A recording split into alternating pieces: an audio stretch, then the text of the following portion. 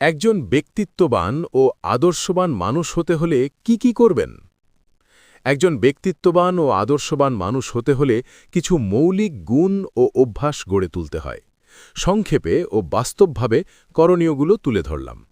প্রথমত, সত্যবাদিতা, ন্যায়পরায়ণতা ও সততা চর্চা করবেন।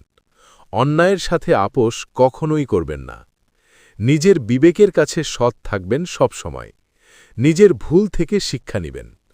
নম্র ভাষায় কথা বলবেন সবার সাথে। অন্যের কথা মনোযোগ দিয়ে শোনাবেন। অহংকার ও অপমানমূলক আচরণ পরিহার করবেন। রাগ, লোভ ও হিংসা নিয়ন্ত্রণ করবেন। পরিবার, সমাজ ও দেশের প্রতি দায়িত্বশীল হবেন। দরিদ্র ও অসহায় মানুষের পাশে দাঁড়াবেন।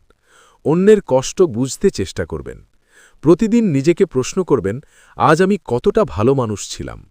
ভুল হলে স্বীকার করে নিজেকে সংশোধন করবেন। মনে রাখবেন, ব্যক্তিত্ববান ও আদর্শবান হওয়া একদিনে সম্ভব নয়, এটি একটি আজীবনের চর্চা। ভিডিও ভালো লাগলে ফলো বাটনে ক্লিক করে পেজটি ফলো করুন।